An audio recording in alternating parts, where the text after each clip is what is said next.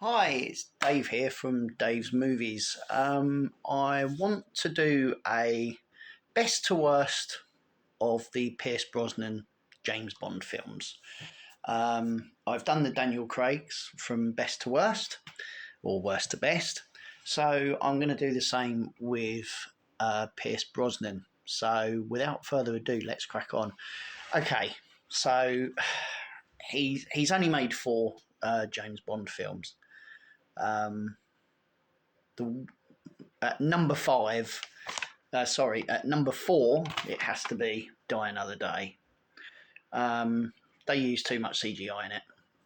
As far as it is a good Bond film. However, I do feel that they did use a lot of CGI in it, which kind of took the magic away from Bond, which took the normalness away from Bond. Um, it's still a good film, but it's nowhere near as good. So that's the front, spine, and rear. I'm hoping now they're releasing the Sean Connery in 4K, which I've got coming next week on Steelbook. Hopefully they'll do the Roger Moore, the Tim Dalton, George Lazenby, and Pierce Brosnan. So yeah, I didn't particularly think that one was great. However, that's coming at number four. At number so he's at number four, which I would still rank as a reasonably good Bond film, was Pierce Brosnan's second outing as James Bond in Tomorrow Never Dies. Again, I thought it was a very good Bond film. It's got everything that a Bond fan should want: the action, the girls, the guns, and the act and the vibe. So yeah, I thought Jonathan Pryce was really good as the villain.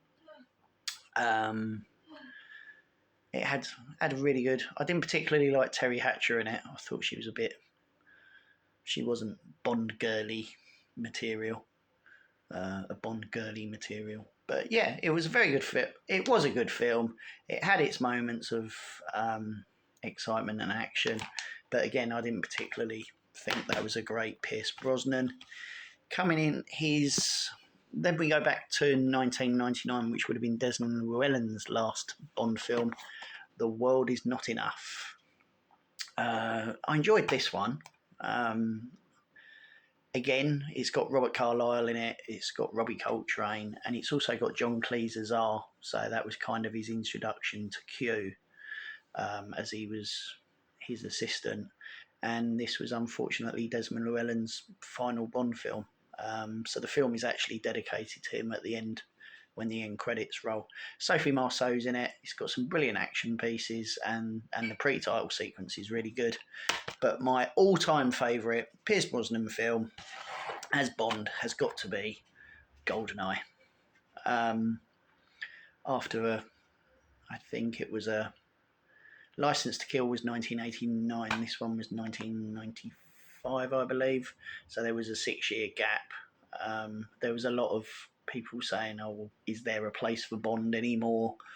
But this film stamp marked Pierce Brosnan as Bond, although he was tipped to play James Bond in The Living Daylights, but due to his contract with Remington Steele, he couldn't get out of it, and they had to recast it with Tim Dalton, who I thought was a magnificent Bond.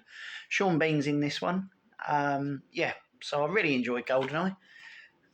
Let me know your favourite Pierce Brosnan James Bond films. Do you agree with my best to worst? Do you not agree with my best to worst? What would you say is your best Pierce Brosnan James Bond film? Let me know in the comments below. Please like, comment, share, and subscribe, which will help this channel grow. So I'll see you on the next video. Until next time, take care. Bye for now.